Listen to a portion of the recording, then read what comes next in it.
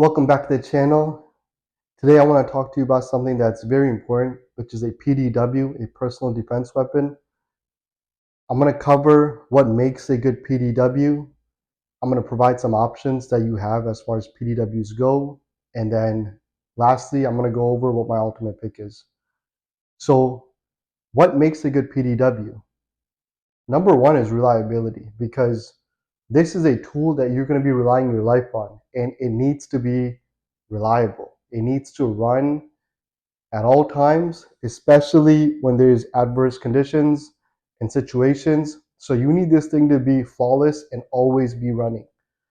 So that's number one. Two, maneuverability. Now, in a situation as a home defense or like a home invasion, you need this tool to be maneuverable so you can move around and assess the situation or get to a specific spot and kind of be low visibility there. So it needs to be maneuverable. And then three, training. Now, I think a lot of us have watched too many movies and we get one of these and we think that we know exactly what to do with it. In reality, that's not the case. You need to get one of these platforms and really train with it and progressively get better, because that's the only way where you can be ready if a situation does arise. So those are very important as far as what makes a good PDW. Now, options. You have a lot of options for PDWs, but I will go over some that I have, and obviously I'm going to miss out on a few, but I do think I'm going to be covering all the main ones. So we got a 1911. Everything's been safety checked. So this is a 1911, good old 1911, reliable, solid, accurate. Only issue, low capacity. We have something that's a little bit more concealable. Now, this wouldn't be the best PDW, but if this is all you have, it's good enough, right? Then we have this. I would say this is a little bit better than the last two. This is a 1911, but it's double stacked 9mm, so you got a lot more capacity, which really makes a big difference. So this is a good one. Now we're kind of getting into some of the better ones. Shotgun. A shotgun is one of the best PDWs you can get. And I say this because with a shotgun, you got shells like bird shots, you got bug shots, you got slugs. So the variety is amazing, right? Like you can use whatever that's good for your situation and be effective. All of those are effective at the end of the day. But with a bird shot, they got low recoil, so it's more manageable. So you can choose whatever works best for you. So it's got great stopping power and a pump action. You're gonna get the reliability as long as you yourself are doing the job right. So reliability is there as well. Only issue I have with shotguns are capacity. I think that's the only downfall of a shotgun. And with new technology, they are getting better at capacity, but with technology, I feel like reliability sometimes suffers.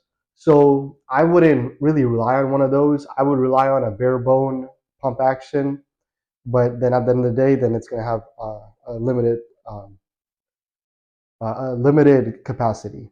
So now I think I'm getting to the things that I would choose personally. So we got rifles. We got rifles such as this, the AR platform, and then you can also use a AK platform, whatever your preference is. So these are some of the options that we have available as far as PDWs go. And now I'm going to get into what's my ultimate pick, right? My ultimate pick is this guy. This thing is a AR pistol. So it's a 10.5-inch barrel AR platform. It's chambered in 300 Blackout, which is an amazing round, and I'll get a little bit more into the details of that round. But this is my ultimate pick for a PDW, and this is my pick. This is my pick. I think extremely effective. I've been training with this thing for years now. I have thousands of rounds through it, from subsonic to supersonic, and it's just ate everything. It's been super reliable for me. And for that reason, I chose it as my PDW. I think it's the size is compact enough where it's maneuverable. It's also got an enormous amount of stopping power and capacity. So for me, it checks all the boxes. Now, let's talk about the round, right? So you can have a AR platform in a 5.56, which is an awesome option as well. But I do not think it's as good as a 300 Blackout. One, stopping power. 300 Blackout just has more stopping power. At the end of the day, that's a fact.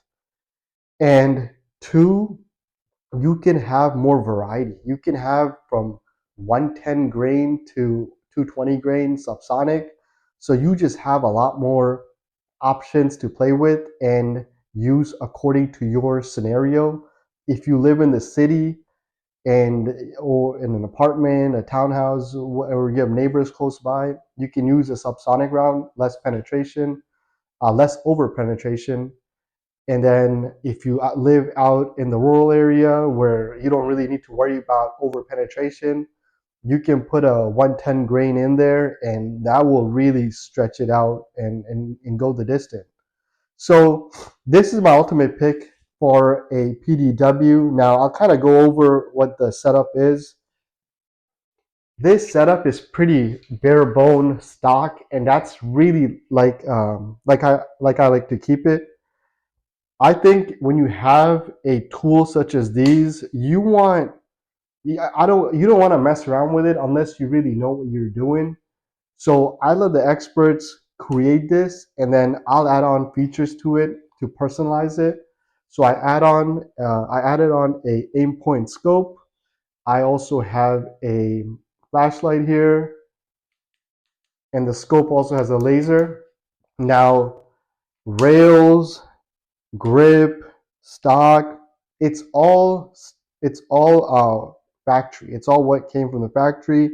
I haven't changed anything because it's been reliable for me, right? Like this trigger is not a competition trigger, 2-3 pound. It's not, but I don't need it to be. I need this thing to be reliable, and a 5 pound trigger for me is ideal, like a mil spec trigger. I think it's the most reliable one you can get. So why am I gonna mess with it? Left it. So this is my setup for a PDW goes. Please let me know your thoughts on it. I know a lot of you will have some opinion on the 300 blackout cartridge and how it's not a 5.56. So if you have, provide that input, leave a comment. I look forward to hearing what your thoughts are. And I'm going to do more videos like this in the near future. And I appreciate your time and thank you.